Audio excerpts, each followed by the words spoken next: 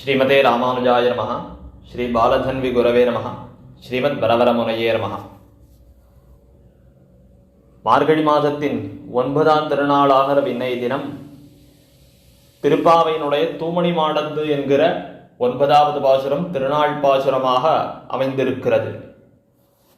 இப்பாசுரத்திலே ஆண்டாள் தனக்கு தேக சம்பந்தமாயிருக்கக்கூடிய ஒரு கோபிகையை எழுப்புகிறாள் என நம்முடைய பெரியோர்கள் அருள் செய்கிறார்கள். மாமான் மகளே, மாமான் மகளே, இந்த வார்த்தையை சொல்லும் போதே ஒரு தேக சம்பந்தத்தோடு நமக்கு ஒரு உறவு முறையாகக்கூடிய ஒருத்திய ஆண்டாள் கூப்பிடுறாள் அப்படின்னு தெரியறது. அப்ப இது தேக சம்பந்தத்தை தான் குறிப்பிடுறதா? சாஸ்திரங்கள் எப்போதும் தேக சம்பந்தத்தை அங்கீகரிக்கிற. ஏன்னா இந்த தேக சம்பந்தம், தேக பந்துக்கள், உறவுக்காரர்கள், இவெல்லாம் பாந்தவாபாசகர்கள் அப்படின்னு சொல்லி அவளெல்லாம் தியாஜ்யர்களாகவும் சொல்லியிருக்கு. தியாஜ்யர்கள்னா விடத்தக்கவர்கள் அப்படிங்கிற போலவும் சாஸ்திரம் சொல்லியிருக்கு. ஆழ்வாரும் அதை பற்றி திருவாய்மொழியில் ஒரு பதிகமே அருள் செய்திருக்காரு. 9ஆம் பத்திரம் முதல் பதிகமே பார்த்தோமே. ஆனால் கொண்டபெண்டிரு மக்களுத்தார் சுத்தத்தவர் பிறரும் அப்படின்னு தொடங்குற அந்த திருவாய்மொழி, அது தேக பந்துக்கள் அவர்களெல்லாம் விட்டொழிக்கணும், அவளெல்லாம் நமக்கு எம்பெருமானிடத்துல சேர ஒட்டாமல் தடுக்கிறவர்கள் என்ன இப்படியெல்லாம் ஆழ்வாரும் அருள் செய்திருக்கிறார். சுவாமி பிள்ளைலோகாச்சாரியர் நவரத்ன மாலை அப்படின்னு தம்முடைய ஒரு ரகசிய கிரந்தத்திலேயும் இது பற்றி ஒரு விஷயம் தெரிவிக்கிறார். சுவாமி அஷ்டாதச ரகசியம்னு 18 ரகசியங்கள் அருள் செய்தார். அதுல ஒண்ணுதான் நவரத்ன மாலைங்கிறது. தேக பந்துக்கள் அவள்லாம் எப்படிப்பட்டவாள்னு அதுல ஒரு விஷயம் தெரிவிக்கிறார். நமக்கு பகவத் விஷயத்துல இருக்கிற ருச்சியையும் துறையையும் குலைத்து அகங்கார மமகாரங்கள் எல்லாம் விளைவித்து நமக்கு அனர்த்தத்தை பண்றார்கள் அப்படின்லாம் தெரிவிக்கிறார். சரி, இப்ப தேக பந்துக்கள்லாம் அதனால வேண்டவே வேண்டாமா அப்படின்னு கேட்டால், எப்பாடுபட்டாலும் அவர்கள் விடத்தக்கவர்கள்ங்கிறது கிடையாது. ஏன்னா கொண்டவெண்டிர் மக்களுத்தார் பாடின நம்மாழ்வார் கடைசியா அந்த பதிகத்துக்கு முன்னாடி பாசுரம், முன்னாடி பதிகம் கிடையாது, முன்னாடி பாசுரம், அது முடிக்கும் போது நல்ல பதத்தால் மனைவாழ்வர் கொண்டவெண்டிர் மக்களேன்னு முடிச்சிருக்க. அப்போ அந்த தேக பந்துக்களும் வேணும், தேக பந்துக்களோடு வாழக்கடவர்கள் அப்படின்னு சொல்லியிருக்காரு. அப்படின்னா என்ன, இப்ப வேணுங்கிறாரா வேண்டாங்கிறாரா அப்படின்னு பார்த்தா, பகவத் பாகவத ஆச்சாரிய கைங்கரியங்களுக்கெல்லாம் அனுகூலராக இருக்கக்கூடிய தேக பந்துக்கள் உத்தேசியர்கள். ஏன்னா தேக பந்துக்களே கூடாது, தப்புன்னா நம்ம தாயார் தகப்பனார்லேருந்து கை விட்டுடணும். எல்லாரையும் யாராவது செய்வோமா? யாரை விட்டாலும் விடுவோம், தாயார் தகப்பனார் விட மாட்டோம் இல்லையோ. தாயார் தகப்பனார் நம்முடைய ஸ்பௌஸ்ன்னு சொல்றோமே, இப்படி இவாளெல்லாம் விட மாட்டோம் இல்லையோ. இப்ப தேக பந்துக்களே கூடாதுன்னா இத்தனை பேரையும் விட்டாகணுமே.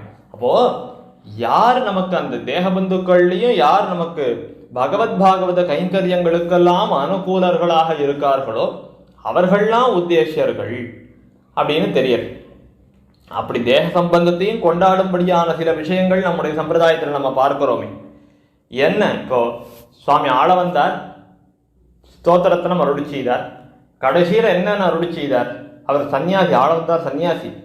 அவர் ஆனா என்ன சொல்லிக்கிறார் கடைசியில? அகிருத்ரிமத்வ சரணாரவிந்த பிரேம பிரகர்ஷாவதி மாத்மவந்தம் பிதாமகம் நாதமுனிம் விலோக்யா, பிதாமகம் நாதமுனிம் விலோக்ய பிரதீதமத்விருத்தம் அச்சிந்தயித்வா. எம்பெருமானே, நீ எனக்கு அனுகிரகம் பண்ணணும்னு சொன்னால் அடியனுடைய பிதாமகராய் இருக்கிற ஆளவந்தாரை பார்த்து அனுகிரகம் பண்ணணும். என்ன பார்த்தா நீ எனக்கு அனுகிரகம் பண்ண மாட்டேன், எங்க தாத்தாவை பார்த்தா அனுகிரகம் பண்ணுவேன். அப்ப பாருங்கள், எங்க ஆச்சாரியன்னு சொல்லியிருக்கலாம் இல்லையோ, நாதமுனிகளை எங்கள் ஆச்சாரியன்னு சொல்லியிருந்திருக்கலாம். ஆனா எங்க தாத்தானே சொல்லியிருக்காரு, என்னுடைய பிதாமகர்னு சொல்லியிருக்காரு. அப்படி ஒரு தேக சம்பந்தம். அடுத்தது ஸ்ரீவத் சாங்க சுத ஸ்ரீமான் சுவாமி பராசர பட்டர், அவர் கூரத்தாழ்வானுடைய திருக்குமாரர் அப்படின்னு கொண்டாடுறோம். பிள்ளலோகாச்சாரியரியே லோகாச்சாரியாய குரவே கிருஷ்ண பாதஸ்ய சூனவே, கிருஷ்ணபாதர் அப்படின்னு வடக்கு திரிவீதி பிள்ளைக்கு திருநாமம். அவருடைய திருக்குமாரர் மணவாள மாமுனிகளுடைய திருப்பேரனார். அவர் அபிராமவராச்சாரியர், ஜீயர் நாயனார்னு அவருக்கு பேர். ஆச்சாரிய பௌத்திரம் அபிராமவராபிதானம், ஆச்சாரிய பௌத்திரர் ஜீயராகிற ஆச்சாரியன், மணவாள மாமுனிகளாகிற ஆச்சாரியனுடைய திருப்பேரனார் அப்படின்னே அவருக்கு பிரசித்தியோல்யம். அப்போ இப்படிப்பட்ட தேக சம்பந்தம் பகவத் பாகவத கைங்கரியங்களுக்கெல்லாம் அனுகூலமான தேக சம்பந்தம் உத்தேசியம். அப்படிப்பட்ட ஒரு உறவை பத்தி தான் இவ்விடத்துல மாமான் மகளே ஆண்டாள் அப்படி கூப்பிடுறார். சுவாமி கூரத்தாழ்வான் அவரை ரொம்ப வருத்தப்படுவாராம். எதனாலே அப்படின்னா, எம்பெருமானாருடைய சிஷ்ய கோஷ்டிக்கு போனார். அங்க இருக்கிற சிஷ்யாலை எல்லாம் பார்த்தார். எம்பார் எழுந்தருளி இருந்தார், முதலியாண்டான் எழுந்தருளி இருந்தார், அஸ்மத் ஆச்சாரிய குலக்கூட்டஸ்தரான கோயில் கொமாண்டூர் இடைவெள்ளி ஆச்சான் சுவாமி அவர் எழுந்தருளி இருந்தார். இவாளெல்லாம் பார்க்கிறார். முதலியாண்டானும் சுவாமி எம்பெருமானாருக்கு பாகினேயர், எம்பெருமானாருடைய மருமகனார். எம்பாரும் இளையவெள்ளி ஆச்சான் சுவாமியும் சுவாமி எம்பெருமானாருக்கு சிறிய தாயாருடைய குமாரர்கள், தம்பியார்கள். இவா ரெண்டு பேருமே. இவாளுக்கெல்லாம் சுவாமியோட ஒரு குடல் துடக்குனா தேக சம்பந்தம் அது ஏற்பட்டிருக்கே. கூடவே சுவாமி ஆசிரியிச்சிருக்கா, ஆத்ம சம்பந்தமும் ஏற்பட்டிருக்கு. நமக்கும் சுவாமி எம்பெருமானாருடைய திருவடி சம்பந்தம் இருக்கிறது, அது ஆத்ம சம்பந்தம். ஆச்சாரியன் சிஷ்யனுங்கிறதெல்லாம் ஆத்ம சம்பந்தம். ஆனா 1000 தான் ஆத்ம சம்பந்தம் உண்டானாலும் ஆழாக்கு தேக சம்பந்தமாவது வேணும். ஏதோ எம்பெருமானார் எனக்கு தூரத்து சொந்தம்னு சொல்லிக்கிற அளவுக்காவது ஒரு தேக சம்பந்தம் வேணுமே. எப்படி தூரத்து சொந்தம்னு கேட்டா, இன்னாருக்கு இன்ன உறவுன்னு சொல்லிக்கிற அளவுக்காவது எனக்கு ஒரு தேக சம்பந்தம் இல்லையே எம்பெருமானாரோட அப்படின்னு ரொம்ப வருத்தப்பட்டாராம் சுவாமி கூரத்தாழ்வான். அப்படிப்பட்ட தேக சம்பந்தமானது நமக்கு உத்தேசியம். அப்படிப்பட்ட தேக சம்பந்தத்தை குறிப்பிட்டு தான் இவ்விடத்திலே ஆண்டாடித்த கோபிகையை அழைக்கிறாள். இப்படி ஆண்டாளால எழுப்பப்படுகிற கோபிகை ஆர் அப்படின்னு சுவாபதேசார்த்தமாக நோக்கினால் திருமழிசெப்பிரான் என்று நம்முடைய பெரியவர்கள் தெரிவிக்கிறார்கள். ஏன் அவர் என்ன மாமான் மகளே அப்படின்னா, இந்த இடத்துல இன்னொரு விஷயத்தையும் காஞ்சி சுவாமி ரொம்ப ஆச்சரியமா காட்டுறார். ஆண்டாளுக்கும் திருமழிசெப்பிரானுக்கும் ஒரு வகையான உறவு முறை இருக்குன்னு சொல்றார். ஏன்னா ஆண்டாள் யார்? சாக்ஷாத் ஸ்ரீ மகாலட்சுமி. இந்த ஸ்ரீ மகாலட்சுமி தானும் யார் அப்படின்னா பார்கவி அப்படின்னு அழைக்கப்படுறவள். பார்கவி அது இதிகாச புராண சரித்திரங்கள் எல்லாம் பார்த்தால் பெரிய பிராட்டியானவள் பிருகு குலத்துல தோன்றினவள் அப்படிங்கிறது தெரிகிறது. அப்ப பிருகுவினுடைய குலத்துல தோன்றினவள் பார்கவி அப்படின்னு. இவ்வாழ்வாரும் பிருகு குலத்துல தோன்றினவர் தான். இப்படி ரெண்டு பேரும் ஒரே குலத்துல அவதாரம் பண்ணியிருக்கார்கள் அப்படிங்கிறதுனால அந்த ஒரு உறவு முறை. எப்படி ஆண்டாள் பிராமண குலத்துல பெரியாழ்வார் வயிற்றுல பிறந்த திருமகளாராய் இருந்து கோபால குலத்துக்கு வாழ்க்கப்பட்டு போனாலும், அது மாதிரி இவ்வாழ்வாரும் பார்கவ குலத்துல அவதாரம் பண்ணி ஒரு பிரம்பன் குடியில தான் வளர்ந்தார். அதனாலதான் இவ்வாழ்வாருக்கு பிரம்பன் குடி அப்படின்னே சொல்லுவா. அப்போ பிராட்டியோட இவருக்கு ஒரு சாமியம், ஒரு தேக சம்பந்தம் அப்படிங்கிறது ஒருவாறு ஏற்பட்டுள்ளது. இவர் எப்படி மாமான் மகளாகிறார் அப்படின்னா, மாமான் அப்படிங்கிறத மகா மகான் அப்படின்னு அதை பிரிச்சுக்கிறோம். நமக்கு மகா மகான்னா பராத்பரனான எம்பெருமான், அவனுக்கு மகள். ஏன் மகள்னு பாடணும்? இந்த இடத்துல மகன்னே பாடியிருக்கலாமே. அப்படின்னா இந்த திருத்தகப்பனார்கள்லாம் இருக்காளோ இல்லையோ, அவள்லாம் குமாரத்திகள் சொல்றதை தான் கேட்பா, குமாரர்கள் சொல்றது கேட்கவே மாட்டா. அந்த குமாரர்கள் எப்படியாகின தாயார் மூலமா தான் அந்த திருத்தகப்பனாரை போய் அப்ரோச்சே பண்ண முடியும். அப்ப அது போல இந்த மகா மகானா இருக்காரு திருத்தகப்பனார், யதோக்தகாரி எம்பெருமான், ஆறாவமுத பிரான், இவாள்லாம் என்ன பண்றாள்னா, இந்த மாமானாக இருக்கவர்கள் அவ அந்த மகள் சொல்றது கேட்கிறா.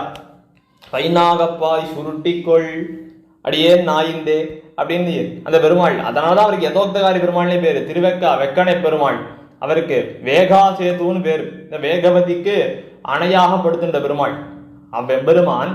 இவர் வந்தார். பைனாகப்பாய் சுருட்டிக்கொள் கணிகண்ணன்னு திருமழிசெப்பிரானுக்கு ஒரு சிஷ்யர் இருந்தார். அந்த சிஷ்யர் ராஜாவினாலும் நாடு கடத்தப்பட்ட போது, நீ மட்டும் தனியா போய் என்ன பண்ண போற, ஆச்சாரியன் நானும் வரேன் அவன் கூட. இப்ப நான் வந்துட்டேன்னா இங்க இருக்கிற எம்பெருமான்லாம் அப்படியே இருந்துடுவனும், அவனையும் கூட்டின்னு வந்துடுறேன்.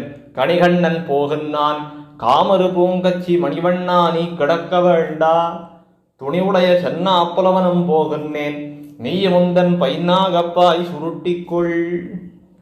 நாகப்பாயை சுருட்டிக்கோவா, என் கூட வா. பெருமாள் அடியே நாயிந்தே தாசன் அப்படின்னு சொல்லிட்டு அந்த படுக்கையை அப்படியே சுருட்டி கையில் எடுக்கிட்டு ஆழ்வார் பின்னாடியே போயிட்டார்.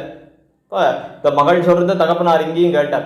அப்புறம் அந்த ராஜா வந்து அபராதக்ஷாவனம் பின்னாளில் பண்ணிட்டதுக்கு அப்புறம் ஒன்னொன்று பைனாகப்பாய் விரித்து கொள்ளார். இவர் எப்போ சொல்லுவார்னு காத்துட்டு இருந்தான் போல் இருக்கு பெருமான். நேரா போனால் படுக்கை விரிச்சு மாறி சேனிச்சுட்டார். அதனாலதான் எதோக்தகாரி பெருமாள் இன்னைக்கு மாறி சேனிச்சுட்டு இருக்க.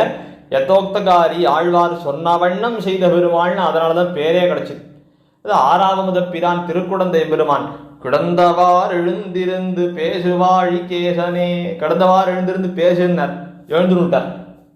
ஆறாவது பெருமாள் இன்னைக்கு எழுந்த உத்தான சேனத்துல தான் சேவை சாதிக்கிறார்.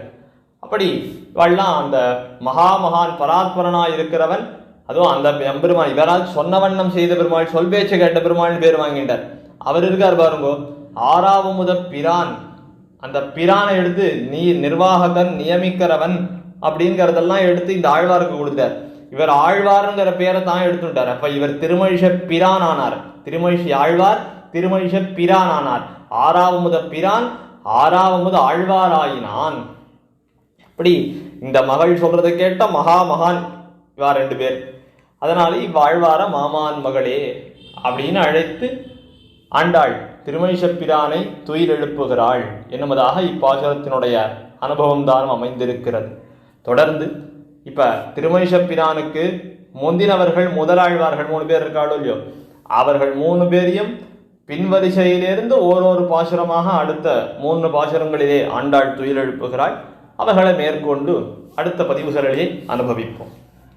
தூமணி மாடத்து சுத்தும் விளக்கெரிய தூபங்கமிழத் துயிலனை மேல் கண் வளரும் மாமான் மகளே மணிக்கதவம் தாழ்த்திரவாய் மாமீரவளை எழுப்பீரோ உன்மகள்தான் ஊமையோ அன்னி செவிடோ அனந்தலோ ஏமப் பெருந்துயில் மந்திரப்பட்டாளோ மாமாயன் மாதவன் வைகுந்தனென் நென்னு நாமம் பலவும் நவின்னேலோரெம்பாவாய். ஆழ்வார் திருவடிகளே சரணம். ஆண்டாள் திருவடிகளே சரணம். எம்பெருமானார் திருவடிகளே சரணம்.